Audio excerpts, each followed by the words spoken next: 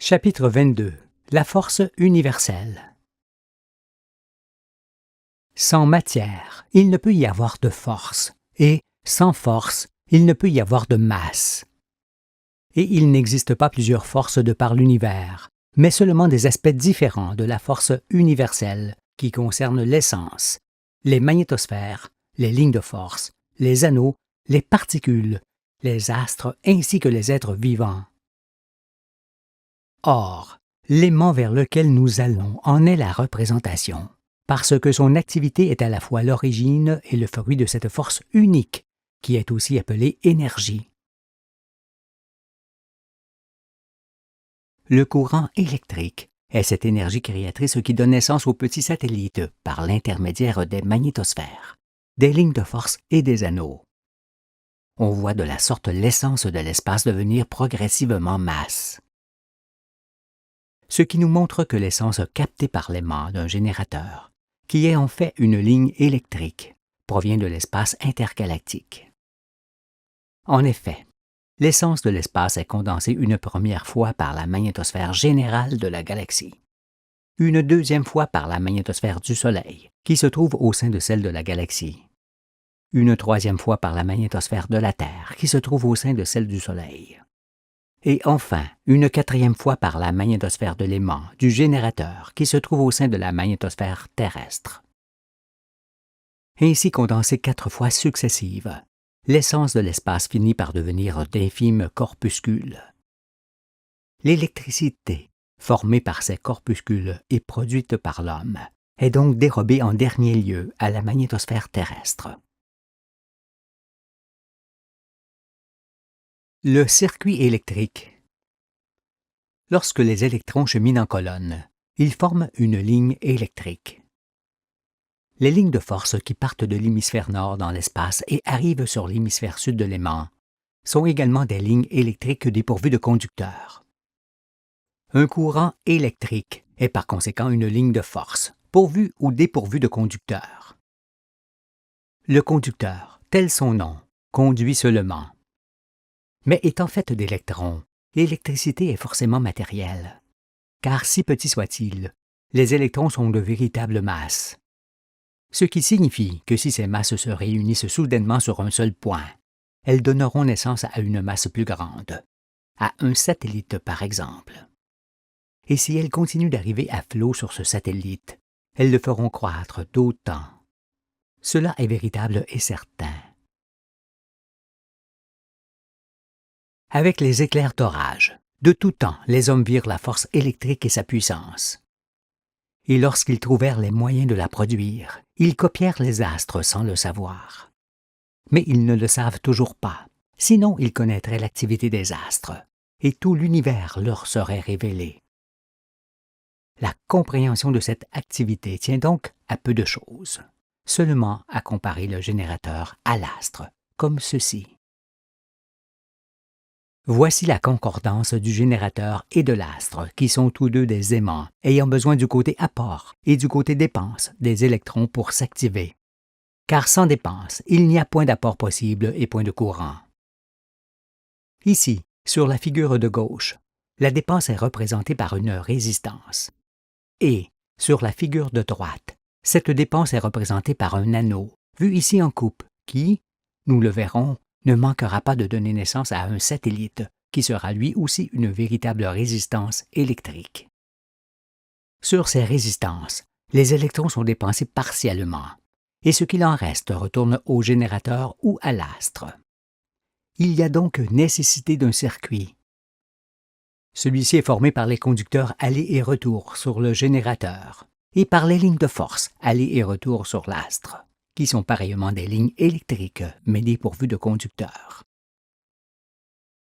Ne voyez que ce qui est montré, et pensez que l'astre est entouré d'une quantité considérable de lignes de force, et non d'une seule, comme sur la figure de droite. Si l'on augmentait pareillement le nombre de circuits et de résistances autour d'un générateur, celui-ci fonctionnerait davantage. Car plus les résistances sont nombreuses, plus le générateur, qui est aussi l'astre, produit de l'électricité. Cela parce que l'aimant du générateur restaure constamment les lignes électriques en produisant la quantité consommée. Cela nous montre que, dans un cas comme dans l'autre, c'est la dépense qui commande l'apport. Les conducteurs électriques. Tout cela nous mettra sur la voie.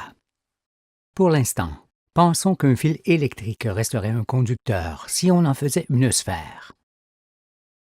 Les astres sont aussi des sphères conductibles reliées les unes aux autres par des lignes de force et les anneaux. Mais pour expliquer l'activité des astres, il convient de voir au préalable que les électrons ne cheminent pas à l'intérieur de la masse des conducteurs, comme cela se dit, mais autour d'eux. Lorsque l'électricité est trop grande et forcée de passer partiellement dans le métal conducteur, ce métal s'échauffe par résistance et va jusqu'à fondre. Et c'est ce phénomène de résistance qui fait fondre la surface du noyau de l'astre, autour duquel s'opère la soudure des électrons, faisant croître son volume. Nous verrons que, quel que soit l'astre, satellite, planète ou étoile, son noyau est en ferro-nickel, qui est le pur produit de l'électricité, c'est-à-dire de toute l'activité électromagnétique. De ce fait, ce métal est le meilleur des aimants. Mais nous comprenons que si l'électricité passait dans la masse des conducteurs et non autour, tout le volume du noyau d'un astre serait chaud d'une façon uniforme. Il serait chaud mais resterait solide, car il n'existe rien qui puisse maintenir en fusion constante une telle masse.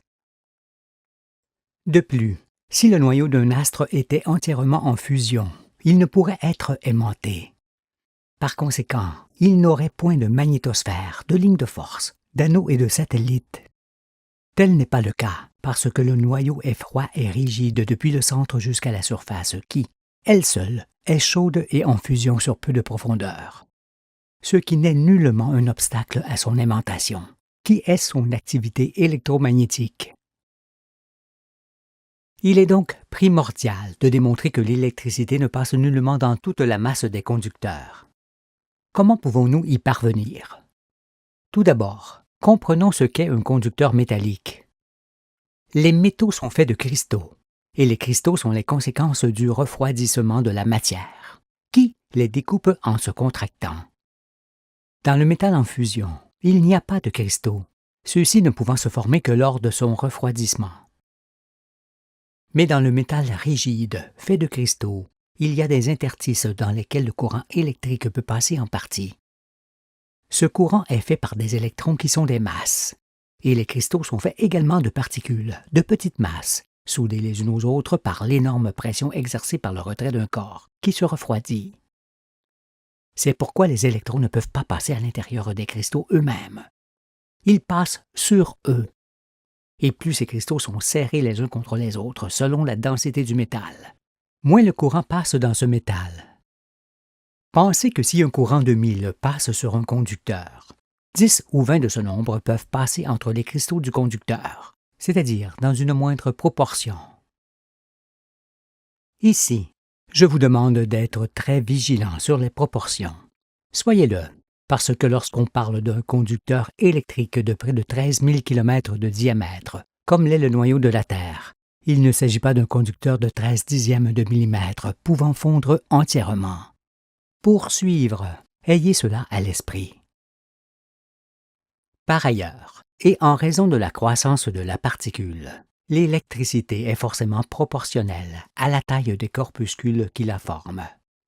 En ce sens, lorsque les scientifiques disent que l'électricité est formée par les électrons et que ces électrons sont eux-mêmes chargés d'électricité négative, avec quoi pensent-ils que cette dernière est faite? Entendrait-il qu'un électron chargé d'électricité serait comme une lune chargée de lune? Non, l'électricité existe à tous les degrés de densification de l'essence, et cela jusqu'à ce qu'elle atteigne la taille du positon. En raison de quoi, il n'y a pas une grosseur d'électricité, mais autant de taille électrique qu'il y a de changement de taille de la particule négative, de l'électron. Mais restons-en là, à ce sujet, et continuons à démontrer que le courant électrique n'a pas la possibilité de passer dans toute la masse des conducteurs, cela étant indispensable à la compréhension de la formation des astres.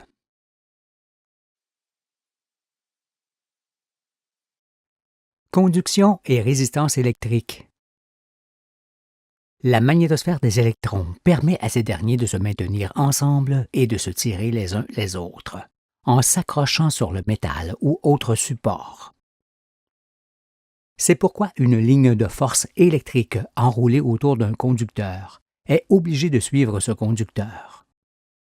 Mais si cette ligne de force électrique est puissante, elle crée par friction un grand échauffement sur le conducteur jusqu'à le faire fondre. En effet, plus le conducteur se dilate par échauffement, plus le courant passe dans sa masse et élève sa température. Un conducteur refroidi et fortement contracté sur lui-même permettra donc une meilleure conduction de l'électricité, car les cristaux plus serrés forcent le courant à passer davantage à l'extérieur, où la circulation est plus facile. Et il est connu qu'un conducteur froid conduit mieux et plus d'électricité qu'un conducteur chaud. Maintenant, nous en connaissons la raison. Nous savons également qu'un conducteur électrique monofilaire conduit moins d'électricité qu'un conducteur multifilaire de même section. Ce qui ne s'explique que par le fait que l'électricité chemine bien autour des conducteurs, plus nombreux dans le cas du conducteur multifilaire. Dans ce sens, on sait aussi qu'un conducteur gainé conduit moins bien l'électricité que s'il est nu, la gaine étant une gêne pour le passage du courant. Par ailleurs, si un courant électrique passe sur un conducteur ayant une forte densité de masse, comme celle du cuivre, il y a peu d'échauffement provoqué par la friction des électrons. Cela parce que cette densité importante oblige les électrons à passer dehors, sur la surface du métal. On en déduit que le métal qui offre un bon état de surface est un bon conducteur, car la circulation des électrons s'en trouve facilitée. Ainsi, si l'on compose un conducteur en soudant bout à bout des longueurs égales de cuivre et de fer ayant une section identique, on constate qu'en faisant passer le courant à volonté, le fer fond en premier pendant que le cuivre est tout juste chaud. Comment est-ce possible, puisque le point de fusion du fer est 500 degrés plus élevé que celui du cuivre? Cela se produit parce que l'électricité passe davantage dans les fissures intérieures du fer, en occasionnant une plus grande friction des électrons et, par là même, plus de chaleur. Pour la même raison, le fer conduit moins bien l'électricité que ne le fait le cuivre, qui a des grains plus serrés.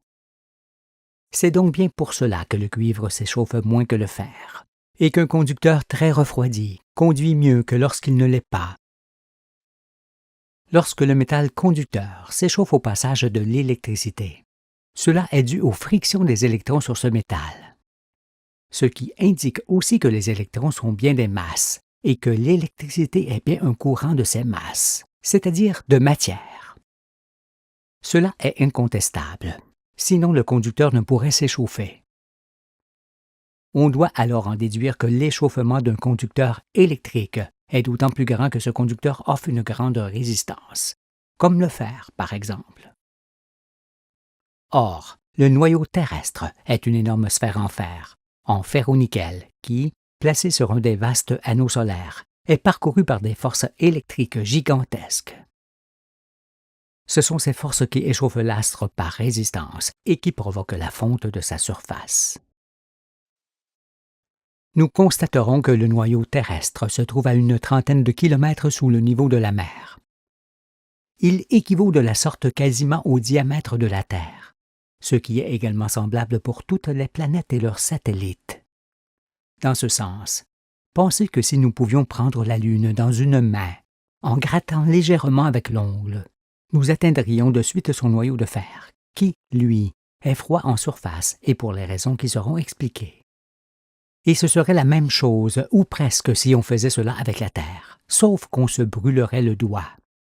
Car, je vous le dis, le noyau des satellites, des planètes et des étoiles représente la quasi-totalité des masses de la galaxie. Plusieurs hommes firent autrefois des expériences simples, qui sont oubliées aujourd'hui, mais fort utiles cependant pour expliquer l'activité des astres. La figure ci-dessous illustre l'une d'entre elles qui est ainsi relatée par son auteur. On charge d'électricité cette sphère, puis on l'enferme dans une autre sphère creuse formée par la réunion des deux hémisphères pourvus d'un manche isolant. Après avoir assemblé les hémisphères, touchons la sphère chargée avec la surface intérieure des hémisphères, puis coupons le contact que nous venons d'établir en séparant les deux hémisphères. On constate alors que la sphère chargée d'électricité est revenue à l'état neutre. Toute l'électricité de la boule est passée sur les deux hémisphères creux. Puisque les hémisphères ont pris toute l'électricité, on en conclut aisément que celle-ci était répartie uniquement à la surface de la boule. Cette expérience, apparemment anodine, démontre cependant que les électrons se localisent bien à la surface des conducteurs et non dans leur masse.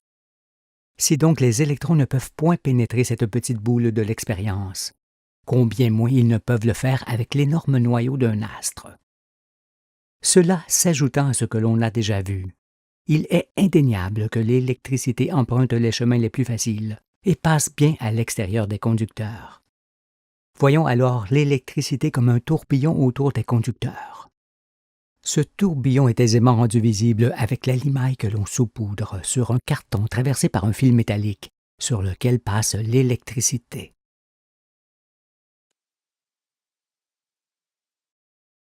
Création due à l'électricité. Un prophète a-t-il besoin de toutes ces expérimentations pour expliquer les choses célestes, direz-vous? Non. Avec Moïse qui a défini exactement les ères, qui sont les 6 jours de la création, ainsi que le 7e jour, nous montrerons que cela n'est pas utile. Mais vous avez besoin des expériences faites avec la matière pour être conduit dans toute la vérité et la saisir pleinement. Continuons donc dans cette voie. Elle nous amènera jusqu'au pied de Moïse. Et là, comme moi, vous l'entendrez et comprendrez toutes ses paroles. Vous saurez alors ce qu'il en est du chemin de la vie. Cette autre étude du comportement électrique, également oubliée, a été effectuée autrefois par celui qui a écrit. Quand un corps électrisé présente une pointe, l'électricité se porte surtout sur cette pointe. À ce moment-là, les molécules d'air voisines sont attirées, puis, après contact, repoussées. Si cette répulsion est assez vive, il se produit un courant d'air capable de souffler la flamme d'une chandelle. Ceci donne la main au Fils de l'homme, car, avec cette dernière expérience dont il faudra se souvenir, on démontrera comment fonctionnent Jupiter, Saturne, Uranus et Neptune, ainsi que le Soleil et toutes les étoiles. Pour le moment, remarquons sur cette image que les électrons provoquent un courant, une force suffisamment puissante pour souffler les gaz en feu de la chandelle, des gaz qui seraient soufflés pareillement s'ils n'étaient pas en feu. Les hommes ne voient point le rapport de l'électricité avec la famille solaire, sinon ils sauraient forcément que tous les astres existent et fonctionnent grâce à elle.